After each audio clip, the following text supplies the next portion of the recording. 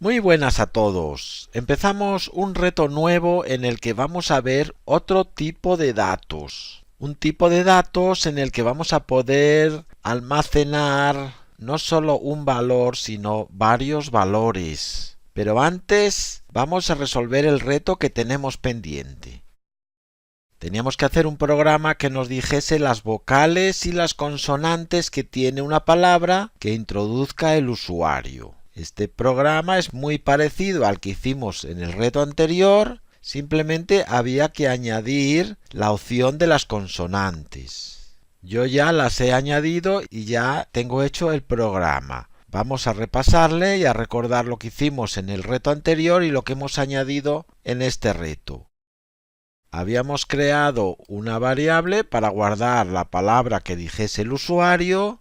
Posteriormente habíamos creado una variable con todas las vocales. Lo que hemos hecho en este reto es añadir otra variable con las consonantes. Posteriormente habíamos creado una variable más a la que habíamos dado el valor 0 para poder iterar, que habíamos llamado índice, para darnos cuenta un poco que íbamos a iterar por los índices de la cadena de caracteres. Luego habíamos creado un contador, ahora hemos creado dos, uno para la cantidad de vocales y otro para la cantidad de consonantes, y luego ya habíamos implementado el bucle while. Mientras que índice, la variable índice que empieza con el valor 0, sea menor o igual que la longitud de la palabra menos 1, para que itere desde el 0 hasta la longitud menos 1 y no nos dé error, pues si el índice de la palabra con valor 0, 1, etc. está dentro de las vocales, vamos a incrementar el valor del número de vocales en 1. Esto ya lo teníamos hecho en el reto anterior. Lo que hemos hecho ahora es añadir un elif con las consonantes para aumentar el número de consonantes. Ya finalmente incrementábamos el valor de la variable índice para poder iterar y hemos puesto un print más para poder saber el número de consonantes. Vamos a comprobar que funciona. Dime una palabra. Mesa, por ejemplo. El número de vocales es 2. El número de consonantes es 2. Correcto. Vamos a probar otra vez. Cocodrilo, por ejemplo. Número de vocales 4. Número de consonantes 5. Correcto. Funciona. Bueno, pues como comentaba al comienzo de este vídeo, vamos a ver un nuevo tipo de datos. Hasta ahora hemos visto tipos de datos unidimensionales o escalares, como se llama de otra forma, que solo contienen un elemento. Ahora vamos a ver un tipo de datos que puede contener varios elementos. Imaginemos que queremos guardar, por ejemplo, el conjunto de cosas que tenemos en la mochila o la edad que tienen mis compañeros de clase.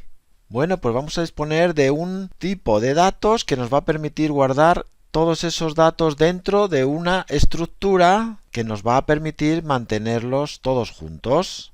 Python dispone de varios de estos tipos estructurados, digamos, que permiten guardar grupos de datos. Vamos a ver un tipo de datos secuencia, que son las tuplas. Para ello vamos a guardar entre paréntesis los datos que queremos. Si queremos guardar varios números enteros, por ejemplo 23, 18, 21, 24.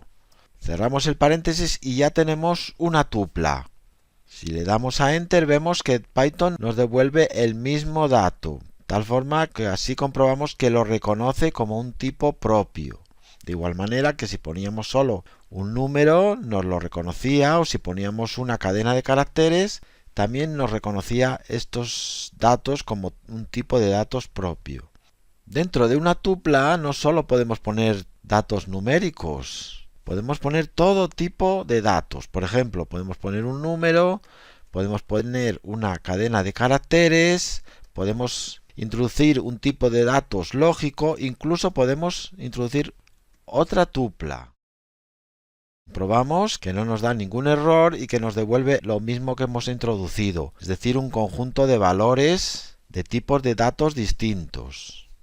Con las tuplas, como son un tipo de dato secuencia, vamos a poder hacer muchas de las mismas cosas que hacíamos con las cadenas de caracteres, que también era un tipo de dato secuencia. Por ejemplo, podemos concatenarlas. Si tenemos una tupla que contiene los valores 1, 2 y 3, y luego tenemos otra que contiene los valores 4, 5 y 6, lo que podemos hacer es concatenarlas. Por ejemplo, T1 más T2, y ahí lo tenemos, nos devuelve una sola tupla que contiene los valores de las dos tuplas anteriores.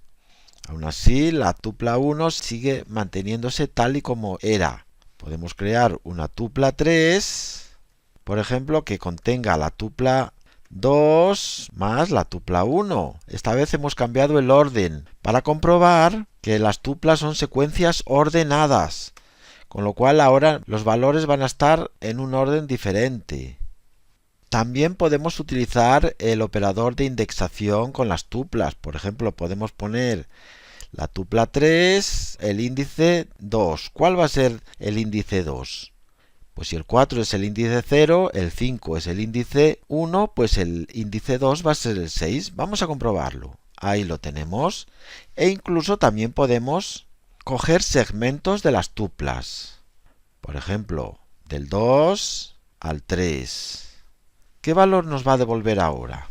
En teoría nos tendría que dar también el valor 6, pero nos lo devuelve como una tupla. Fíjate que una tupla, cuando solo tiene un elemento, lleva una coma, porque si no, si hubiésemos puesto asterisco 6 asterisco, nos lo devuelve como un número entero. Si hubiésemos puesto 2 más 2, los asteriscos aquí son redundantes, pues arriba también son redundantes, simplemente envuelven a un valor entero, pero no lo convierten en una tupla. Para convertirlo en una tupla hace falta poner la coma. Y por supuesto también podemos utilizar la función predefinida lem para comprobar los elementos que tiene una tupla. Ahí lo tenemos, 6, efectivamente, 4, 5, 6, 1, 2, 3, son 6 elementos que son la longitud de este tipo de datos secuencia. Bueno, pues para terminar este vídeo te voy a proponer el siguiente reto.